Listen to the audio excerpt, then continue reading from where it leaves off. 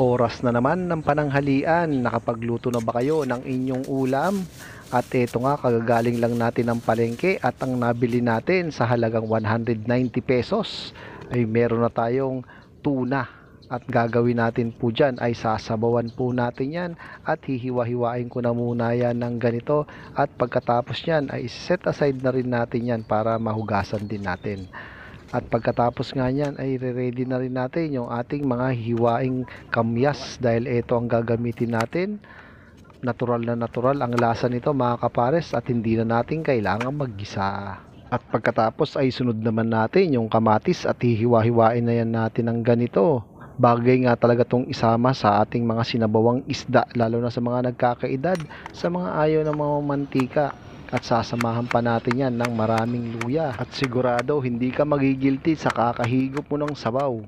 Kaya kung minsan ay nagmamadali ka at ayaw mo mabusising luto, eto na ang unahin mo. Napakadali lang. At pagkatapos yan, meron din tayong talbos ng kamote.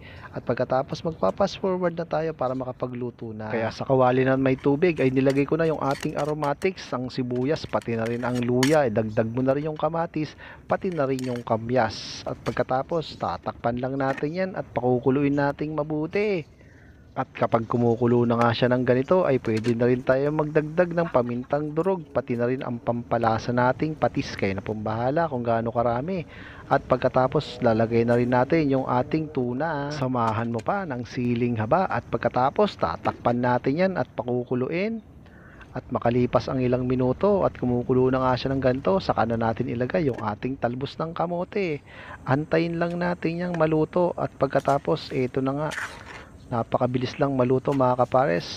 Kaya pang hinihintay natin, mangantayon. Kain na po. Partner natin ng patis na may kalamansi at sili.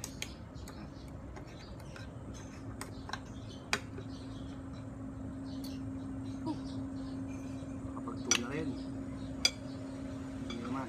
Kamyas. Ito nga po gusto ko na yung balak.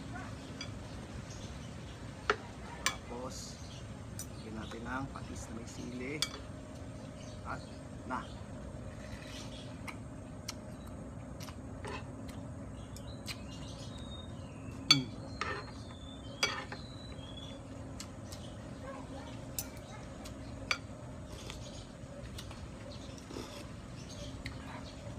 Hablo.